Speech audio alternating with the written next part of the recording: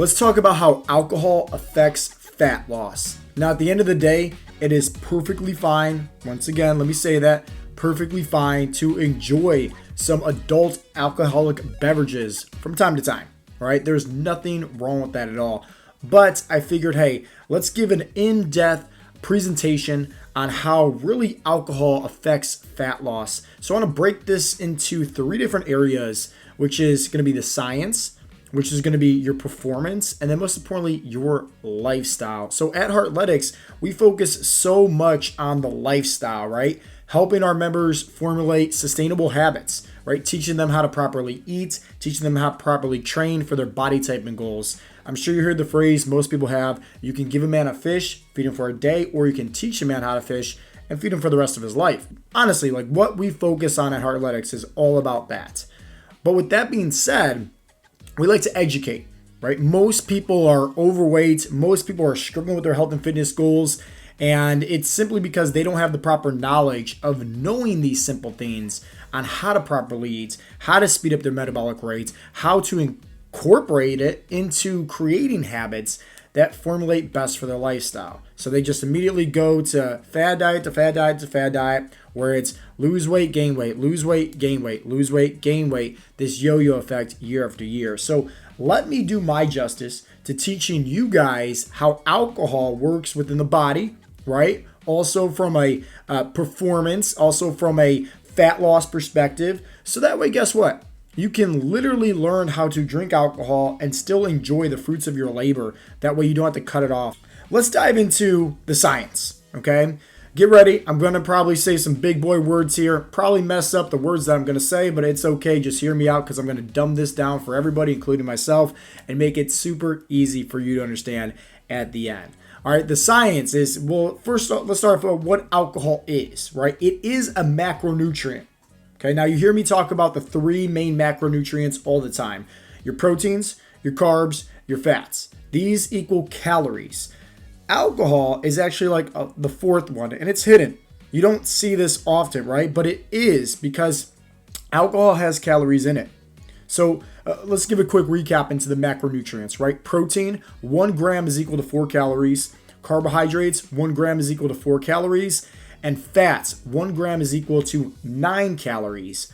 But with alcohol, 1 gram is equal to 7 calories. Now, here's why I'm telling you this, is so that way you know that, hey, at the end of the day, yes, there is calories in it, but I don't want you to just believe, because this is what everybody thinks about, is calories in versus calories out. And I'm going to share with you guys a little bit more information about that on how it actually works. So, for starters, right? When you consume alcohol and you go through this process of metabolizing it, it's called ethanol metabolism. And basically you drink the alcohol, it gets metabolized through the liver, and then through this process, right, the ethanol is then converted into, and I'm going to gibber this and pronounce this wrong, right? I'm going to, once again, make it easy for you guys, right? Acetaldehyde, right? Acetaldehyde. Whatever, you're hearing me, you're picking up what I'm putting down, fingers crossed, right? We're just going to call this NADH, okay?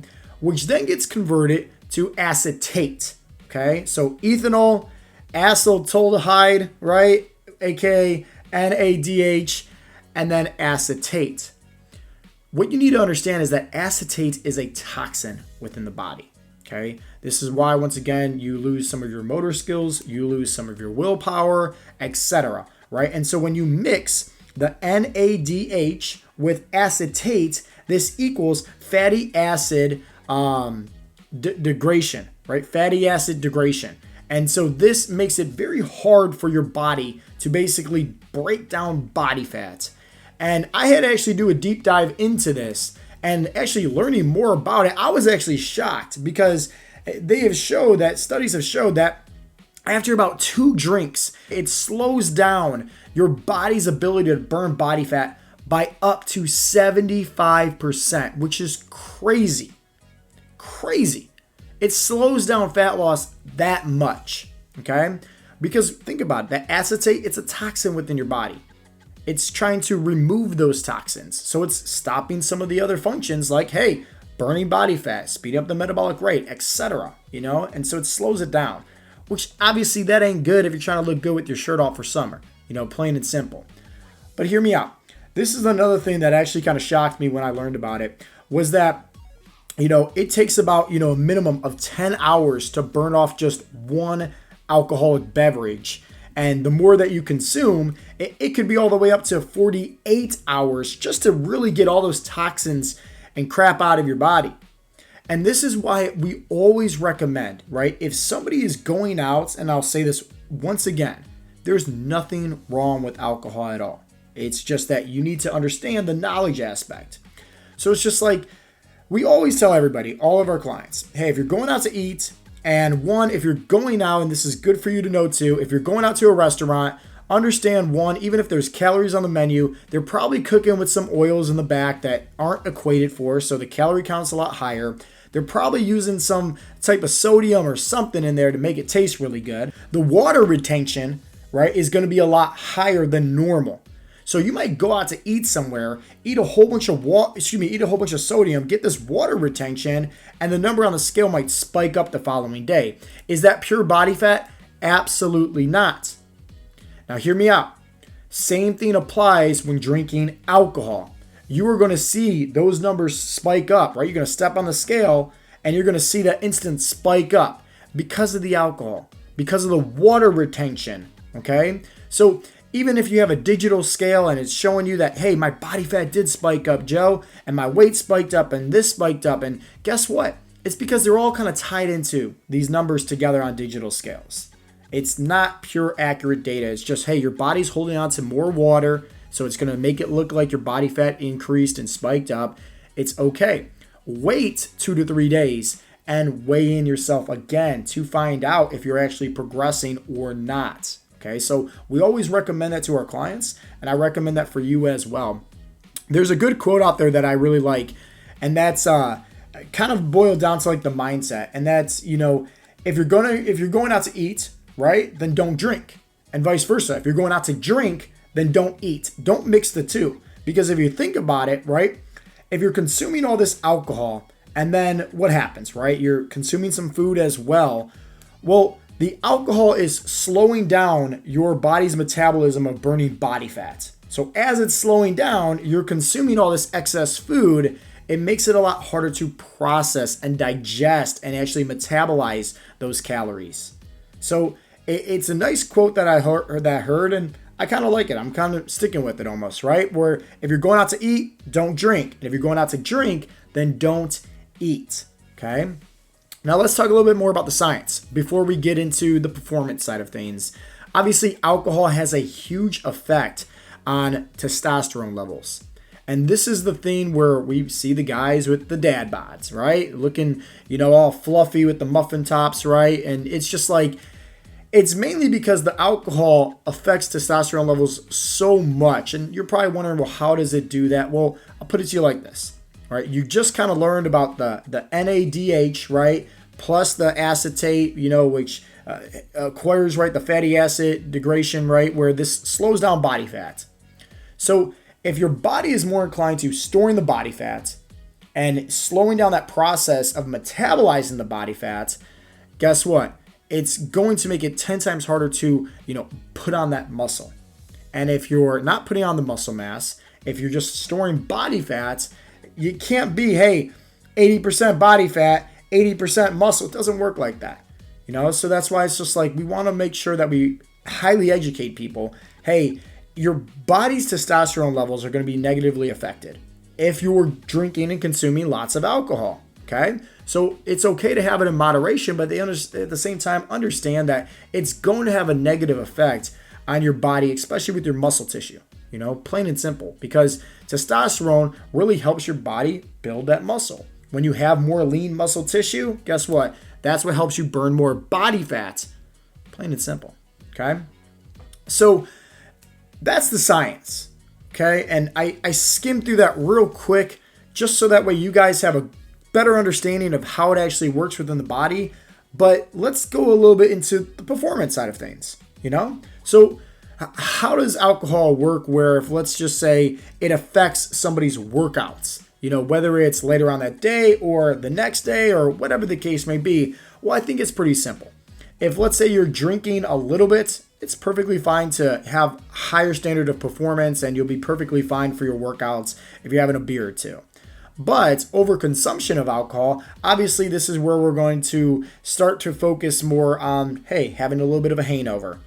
And I don't know many people that like to go to the gym and get a crazy good workout in when they're hungover.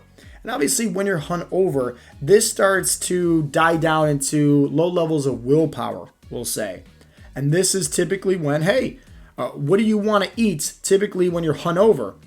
A greasy cheeseburger, some fries, right? Like, you want to have something that's going to soak up all the alcohol. That's what you hear about all the time, and that's what you probably want when you're hungover.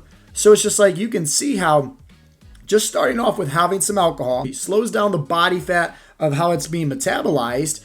And then you're hungover. Now you're eating all this greasy food, high calorie intake, right? It's just this snowball effect, right? This downward spiral of regret, so to speak, to where after a few days, you're like, holy cow, I'm 10 pounds heavier and I feel like crap, and then you regret it and then you feel guilty. It's not good at all, And once again, I'll say it again, right? It's okay to have alcohol in moderation. I don't want you hearing this as a negative at all, okay? I just want you to understand, like, at the end of the day, this is how it works within the body. Drinking alcohol is going to slow down somebody's body's metabolism of burning body fat effectively. It's going to have a negative impact on somebody's testosterone levels, which is going to, negatively impact somebody's muscle tissue. And then obviously if you're hungover, you're going to want those greasy foods, right? You're going to want the foods to, absorb all the alcohol, which just leads to more and more bad decisions down the road, okay? Now with that being said, let's talk a little bit about the lifestyle. In case you're like, okay, well, hey, give me some value here too, Joe. Don't just, hey, I like to have a few beers, right? A hot summer day, maybe after cutting the grass or kicking it with the boys, watching a sports game. How can we incorporate that to mix it in with our lifestyle? There's tons of guys, honestly, inside of our coaching program that they go out, they have some drinks, they learn how to fit it in, and they still see tremendous amount of results. I mean, Nakoma, who was a truck driver, lost 50 pounds of fat in literally 12 weeks. Coach Brian, he's seen tremendous amount of results. And guess what? He loves his bourbon. He loves his whiskey. And then we got Santo. Santo lost 50 pounds. And guess what? Me and him, even on my YouTube channel, this is like 2 years ago. We have a donut and alcohol challenge where an entire week straight, we had to consume at least one donut and 4 ounces of scotch. And if you guys want to see me drunk out of my mind because I picked like gasoline crap from the liquor store because I don't know anything about alcohol, go look that video up on my YouTube channel. It's actually pretty funny. I'll have it posted somewhere at the end if you guys are watching this on YouTube at the very end of the clip. But regardless, you can see results because these guys had, in fact, that week where I had to consume a donuts and Santo had to consume a donuts, and obviously we had to drink our 4 ounces of scotch. I believe he lost 5 pounds that week, and I think I lost maybe 6. And it just goes to show you that, hey, you can consume the foods and also the drinks that you want and still lose body fat. It's possible, okay? It definitely is. It's just, how do you fit it in? So let me give you guys some recommendations, okay? For starters, keep this in mind, everything in moderation, all right? I'll just say it like that, everything in moderation. If you're having, let's say some red wine, maybe get Pinot Noir or something like that, and a glass or two is not going to kill you, but just you have to understand that the alcohol does have a negative effect, once again, on how your body metabolizes body fat. Having some vodka, having some tequila, some low-calorie beers, I recommend is you just track for it. That's it. So it's just like if you're going out to eat, you just do some reverse engineering.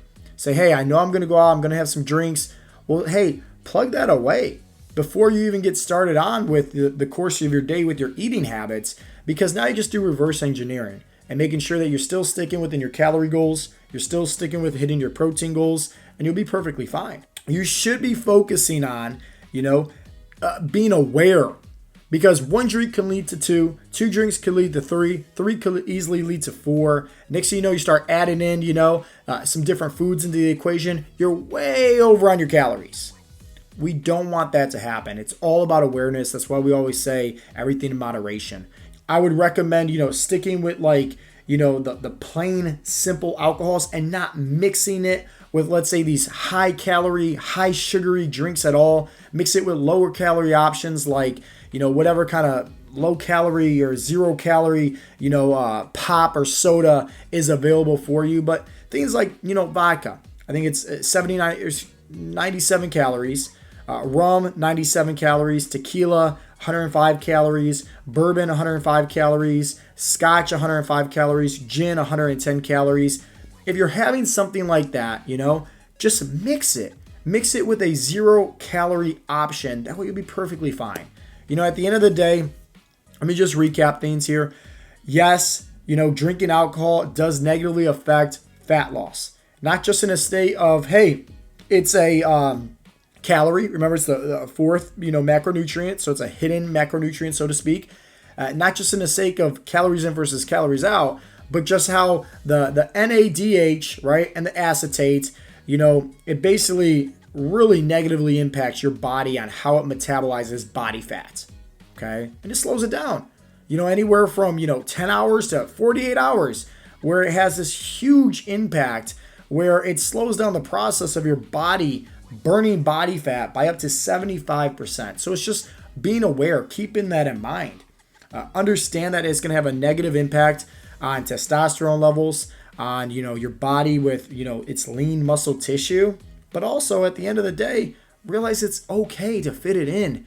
And just like how I talked about how Nakoma lost 50 pounds of fat, how Brian lost over 80 pounds, how Santo lost over 50 pounds, you can also fit it in.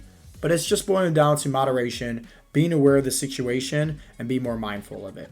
So hopefully you guys got some value in today's episode. And if you're watching this on YouTube, leave a comment down below. And then also make sure to check out the video that I'm going to have posted here at the end, because I will definitely have the video of me and Santo with the donut and scotch challenge, where you guys can see me completely get drunk because I don't drink alcohol.